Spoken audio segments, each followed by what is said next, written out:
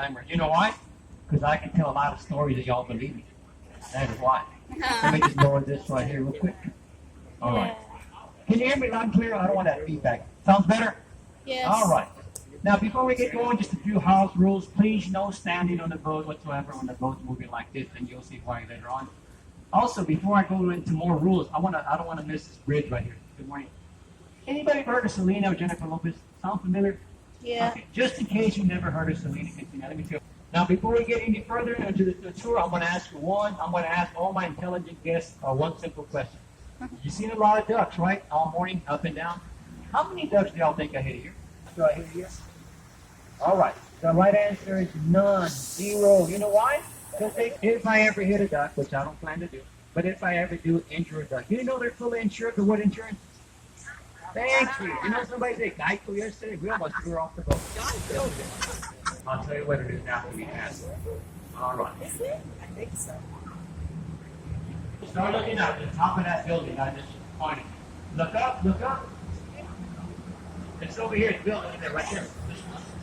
Back in 1930, the first hospital in the U.S. that had air conditioning and for parking. Now, it has been closed about 2 years. Eventually, you know what it's going to be. Now, since we're speaking military, did you know that San Antonio is a military city? Did y'all know that? Yes, it is. 32,000 cadets a year. Having said that, later on today, you're going to see a lot of young men, a lot of young women in blue uniforms right out of the nose. Now, if you have not been to the Alamo, right here, your shortcut. You have a sign for you right there.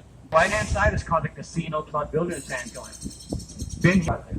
I can see right now, tall grass on the bottom, condos and apartments on top. But you know what famous people have stayed here in the past when they were filming the Great Thunder. Now, I'm a San Antonian. I have been here all my life.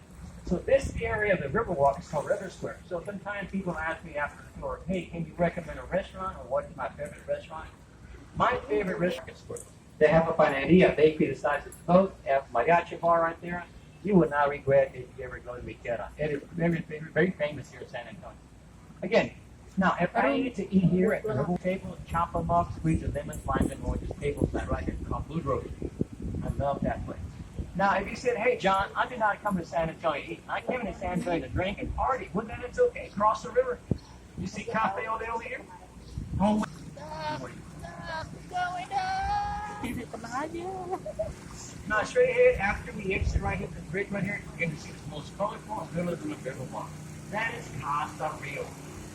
Straight ahead. Casa Rio has been here since 1946. It is the oldest Mexican restaurant on the Riverwalk. Established back in 1946.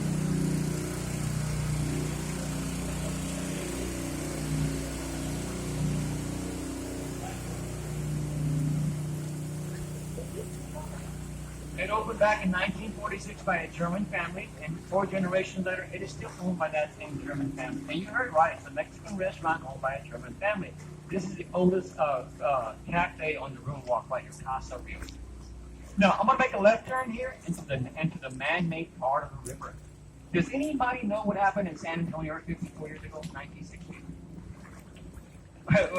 That's a better answer than I got the last time I asked that. Murders? I'm sure there was murders in that year, but that wasn't it. Anyway, we had 1968, 54 years ago, San Antonio had Hemisphere 1968. It was a World's Fair. 6 to 7 million people came to San Antonio to visit it. So this canal right here was built just for them, for us to bring the guests from point A to point B. They could walk it, or they could take boats like this, or they could take individual houseboats. That is why this man-made canal was made in 1968 World Fair. Now, did you know that we clean this river every year? Yes, we do. We clean it on January 21st. It takes 2 days to drain. It takes 2 days to fill up. When I say clean, even the fish got to go home. Everybody out. Eventually, we can bring the fish back after we put the water back. The coolest part about the whole process is the city of San Antonio, the local newspaper writer, will list the items that we find in the river after the cleanup. Anybody want to guess what item number 1 on that list would be? Exactly, cell phones. It is always cell phones. Now, on previous years, we had up to 1,000 phones we were found. This year, we only found 320 phones. And I remember in 1 week, I saw in front of my eyes 3 phones go in the water. When the gentleman was sitting right here, I saw a lady pull on her phone, it hit the wood rail, and just got her hand right into the water. And then at Casa Rio, when I was making the turn, I saw somebody else with their phone into the water. And that same day, I was talking to another boat captain, and she dropped the phone in the water. It's like 3 phones in one day. Oh my God. Now, also, a lot of things that we find here, item number 2 on the list, during the year, we have anywhere from 13 to 14 parades. Right now, you see those people who are setting up the flags. We're going to have the Armed Forces parade coming, or the 4th of July parade coming up. So again, we have plenty of parades, so everywhere you see concrete, there would be a chair. A lot of times, those chairs end up in the water. That is item number 2 on that list. Always. Also on the list, not number 3, but on the list, do you know those clearers up at street level, the birds, the riggers, end up in the water downtown here. And this year we found something unique. We found a parking meter. And I'm just reporting what's being reported. Now look to the right of the boat, right? Look to the right of the boat. You see that structure over here on the right-hand side? That is a Tower of the Americas. That was a centerpiece for the 1968 World's Fair. That structure right there is 750 feet tall. There is a restaurant at the very top called the Chart House.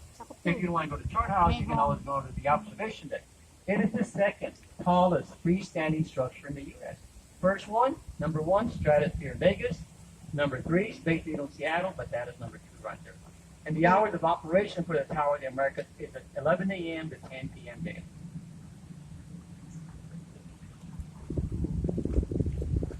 Of volcanic rock from Mexico. The creator, Pedro Reyes, put it together here on site, 1 block at a time, 1 layer at a time. Again, 80 blocks of volcanic rock from Mexico. 16 feet tall, the newest addition to our Riverwalk. It was probably unveiled about 2.5 months ago. I love that touch. I think it's pretty cool.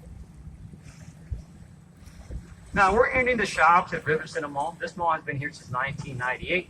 You have 1 million square feet of retail space. A lot of things have changed in this mall, but the only new attractions that we had in the past 2 years, we have a Legoland now. We never had a Legoland before. We have one now. Also, we have the Sea Life, the aquarium, brand new to this Riverwalk right here.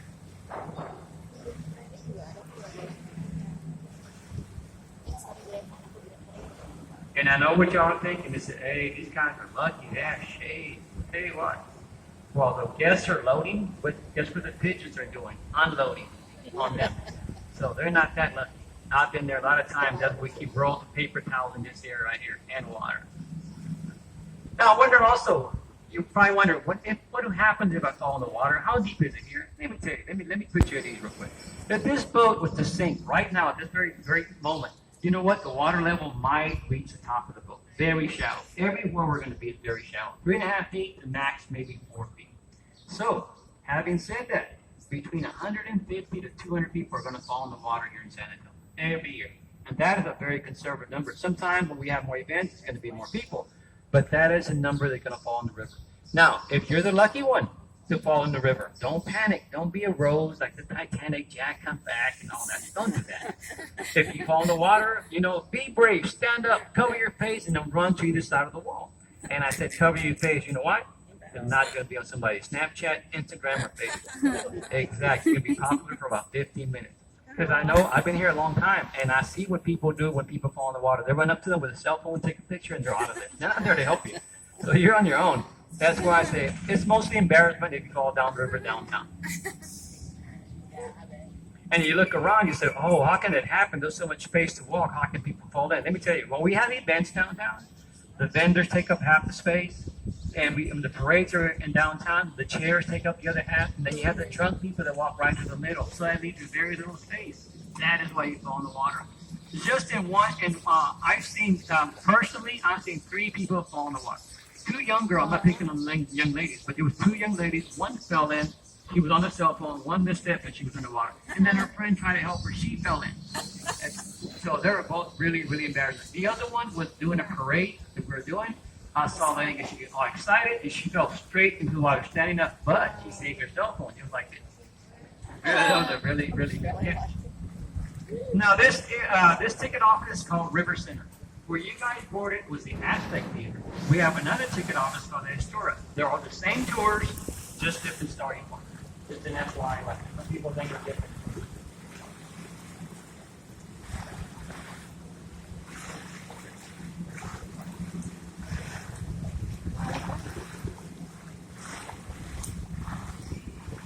Now, once they pass this footbridge right here, once you look to the right of the boat, you can see that you're going to find a nice, beautiful little statue right there on the right-hand side of the boat.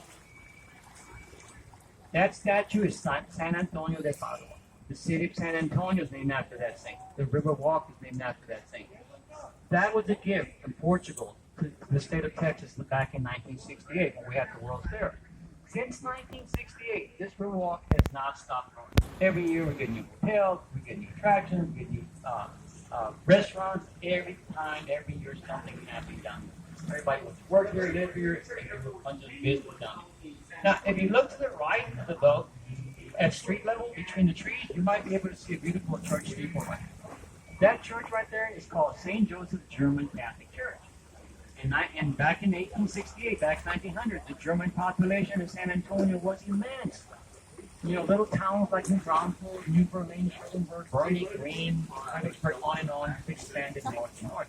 The only thing German in that church today, the last Sunday of every month, the choir still performs in German. That is about it. Very beautiful church.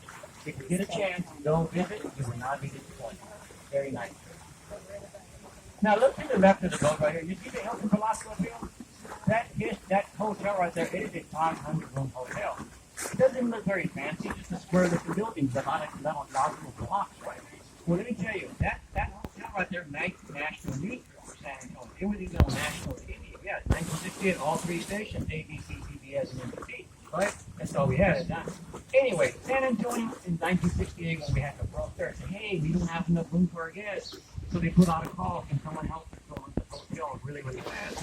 H.B. Zachary said, San Antonio, I am here. I can build you a hotel in less than 200 days. It's going to be a very unconventional way. We had no idea what it meant. Anyway, H.B., go ahead and start building the hotel. He starts building the hotel, the frame, foundation, the shaft. And then when you look at the hotel, it looks like a little honeycomb, a lot of missing slabs.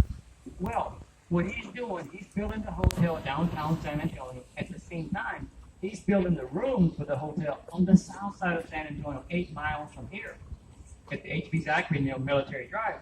When those rooms are completed on the south side, he puts them on flatbed trucks. They're right downtown for the cranes be waiting to pick them up and plug them in, push them in like a Lego block. When those rooms did arrive here, guess what? They were marketed, the beds were made, pictures were hung, Bible, a nightstand, even a towel in the rack. It was ready for a guest room. That is why he was able to build a 500-room massive hotel in 202 working days. There is a 21-minute YouTube video that depicts everything I'm telling you right now about that. Pretty cool story. Pretty cool story. Now again, this area of the Riverwalk is called man-made. Man-made for the 1968 fair. And then the Indians that used to roam this area used to call the Payaya Indians. This was their land right here. And the river that we call the San Antonio River today, they named it Yanaguana, which means peaceful water. For many thousands of years, that's the name that it had until San Antonio eventually changed it to the official name, the San Antonio River. Now, I mentioned earlier doing the tour that between 150 and 200 people fall in the water, right? I'm going to show you a spot that is responsible for 30 drops every year. You guys probably agree with me after I show you.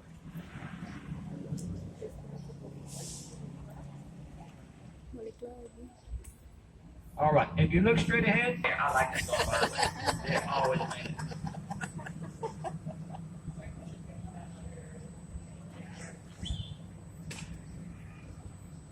This is the other ticket office for Go Rio. This is the historical location. And again, all the cameras are right here. That's why I'm saying they can capture all the activity happening right here.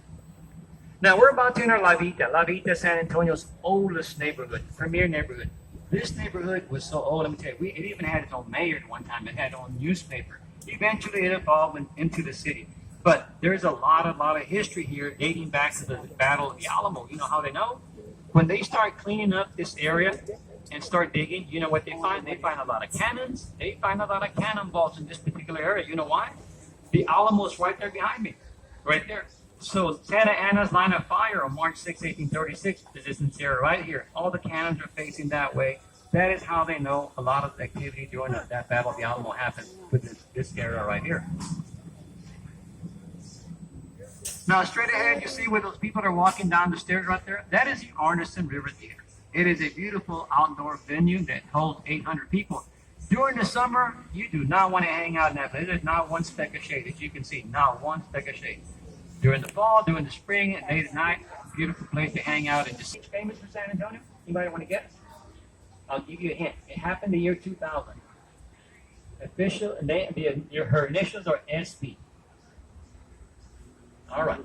Sandra Bullock was here in the year 2000 filming the movie Miss Congeniality right there on that little stage right here. Anybody remember that movie? Oh, yeah. Did I recall from that movie when they asked Miss Rhode Island, what her perfect date was? Remember, it was April 25th? Exactly.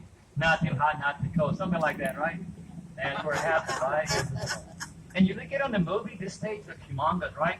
How little is it? Very small. Now, straight ahead, you see that bronze statue, that volcano, that cowboy trying to run up the stairs? That is the Briscoe Western Art Museum. That's been around since back in 2013. Now, I have been in this museum twice, and if you like Western art and history, this is the place to hang out, which is me. I love that. So I recall seeing Santa Ana ceremonial sword, Pancho Villa saddle, but the coolest thing that I've ever seen in here was a fully restored Wells Fargo stagecoach. Cherry red, looks like a brand new car. And at night, you can see it perfectly from the windows. It's lit up. Right now, you cannot see it, but it's right there. Now, this bridge up ahead, that's when we asked the guests at the very start of the tour, please no standing. Major headache that we get on this bridge. It's a cast iron bridge. There are 12 of these in the U.S.